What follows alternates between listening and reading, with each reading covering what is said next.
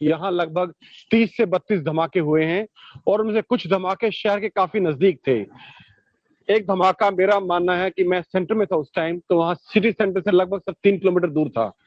तो ये जो धमाके हैं, मेरा ये मानना है कि शायद ये जो बमबारी हो रही है, ये उन डिफेंसेस पे हो रही है जो यूक्रेनियन सेना इस वक्त तैयार कर रही है या उनको पुख्ता करने की कोशिश कर रही है on the outskirts of Kyiv. Kyiv के बाहरी इलाकों में रक्षा के लिए जो ये ठिकाने बनाए जा रहे हैं, उनको ध्वस्त करने के लिए ये बमबारी हुई है, ताकि अगर जब फाइनल ऑर्डर्स मिलते हैं इस बड़े काफिले को अटैक करने के, तो उन्हें कोई देरी ना हो, उन्हें कोई डिले ना कर पाए। ये अब तक की सबसे भारी बमबारी मैंने सुनी है यहाँ कीव शहर में। इससे पहले इतने बम मिसाइल जो है कीव या उसके आसपास के इलाके में फायर नहीं किए गए हैं। ये अब तक की सबसे भारी बमबारी है। लेकिन इसको ये मानना कि कीव के ऊपर असॉल्ट शुरू हो चुका है या कीव शहर के ऊपर हमला शुरू हो चुका है, कहना गलत होगा, क्योंकि पिछले 5 घंटे से बिल्कुल शांति है। और जिस तरह के स्टेटमेंट्स आ रहे हैं, चाहे वो यूक्रेनियन प्रेसिडेंट के ऑफिस से आ रहे हो, चाहे रूस की तरफ से आ रहे हो, चाहे प्रेसिडेंट बाइडेन की तरफ से आ रहे हो, ये सब इस तरफ इशारा कर रहे हैं कहीं ना कहीं डिप्लोमेसी को एक मौका और देने का कोशिश करेंगे, इससे पहले कि कीव के ऊपर कोई फाइनल असॉल्ट हो।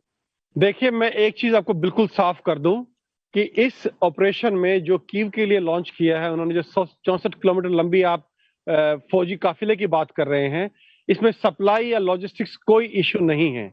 क्यों नहीं है, मैं आपको बताता हूं। पहली बात, ये सिर्फ बेलारूस बॉर्डर से 90 मील की दूरी पे है, सिर्फ 90 माइल्स। और जो रशिया ने जब ये ऑपरेशन लॉन्च किया है, उन्होंने प्लान ही ये बेलारूस से किया था, तो ये लॉजिस्टिक्स पहले ही प्लान हो चुके हैं।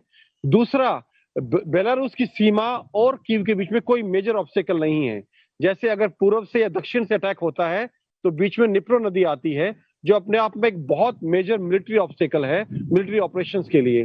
ऐसा नॉर्थ में बेलारूस की सीमा और कीव के बीच में ऐसा कोई मेजर ऑब्स्टेकल नहीं है, इसलिए लॉजिस्टिक्स और सप्लाई की कोई दिक्कत इस रूसी फौज को इस ऑपरेशन में नहीं होगी।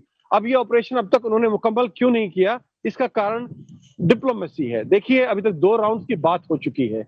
जब बात चल रही है, दोनों ही सेनाएं, चाहे वो यूक्रेनियन हो चाहे रूसी हो, नहीं चाहती कि कीव तबाह हो, क्योंकि अगर कीव पे हमला होगा तो ये शहर जो है तबाह हो जाएगा, क्योंकि यहाँ से सिविलियन पहले निकाले जा चुके हैं। रूसी फौज ने 3 दिन पहले चेतावनी जारी कर दी थी कि कीव को खाली कर दीजिए आप, नहीं तो आप इसमें मारे जा सकते हैं। तो ज्यादातर सिविलियन छोड़ के जा चुके हैं। तो पीछे से अब रूसी फौज के हाथ खुले हैं, वो कहीं भी बमबारी कर सकते हैं, कहीं से भी उनके ऊपर फायर आएगा रेजिडेंशियल एरिया से तो उसको भी तबाह कर सकते हैं।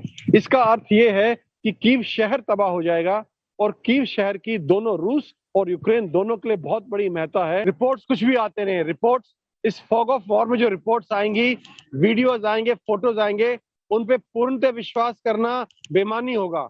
आपको देखना होगा, लोग आपको आउटस्कर्ट्स के फोटो भेज देंगे, या जहां रूसी फौज चप्पे चप्पे पे नहीं हो सकती, जो रिहायशी इलाके हैं जहां रूसी फौज इस वक्त नहीं है, वहां से आपको यूक्रेनियन नेशनलिस्ट वीडियो बना के भेज देंगे कि खार्किव अब तक भी हमारे पास में है, लेकिन ये सच नहीं है। खार्किव शहर पूरी तरह से रशियन कब्जे में है। जहां तक खार्किव ओब्लास्ट का सवाल है, हाँ, उसका काफी बड़ा हिस्सा अभी भी यूक्रेनियन फौज के नियंत्रण में है और वो वहां से लड़ रहे हैं। जहां तक सवाल है क्रॉस ओवर का, देखिए, मैंने जर्नी बाय बस की थी।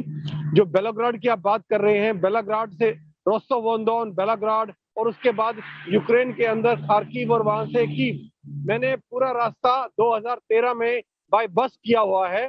एक बार वो रूस में खार्किव से बेलाग्राड पहुंच जाते हैं, वहां से उनको मॉस्को या किसी नजदीक के एयरपोर्ट ले जाना बहुत मुश्किल नहीं होगा। अभी कीव के मेन ट्रेन स्टेशन से आया हूँ, वहां गाड़ियां, बहुत सारी गाड़ियां इकट्ठी खड़ी हैं।